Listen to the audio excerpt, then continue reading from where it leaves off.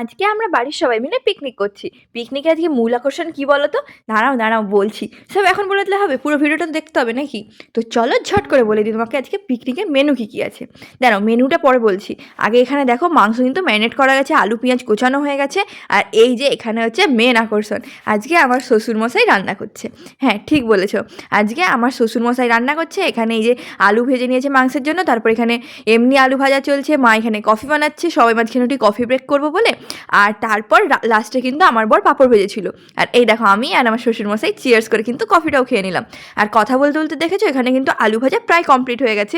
তো এরপর মাংসের জন্য এখানে পেঁয়াজ দিয়ে দেওয়া হয়েছে। পেঁয়াজগুলো ভালো করে ভাজার পর মশলা দিয়ে ম্যারিনেট করে রাখা মাংস আর ভেজে রাখা আলু দিয়ে ঝোল দিয়ে কিছুক্ষণ ফুটিয়ে নিলে আমাদের মাংস কিন্তু একদম রেডি। আর এই দেখো আমার শ্বশুরমশাই এখানে কিন্তু মন দিয়ে রান্না করছে। আর মাংসটা কিন্তু বাবা রান্না করেছিল বলে খেতেও ঠিক সেরকমই সুস্বাদু হয়েছিল। আর এই যে এখানে সবাই মিলে একটুখানি গল্প করছিলাম।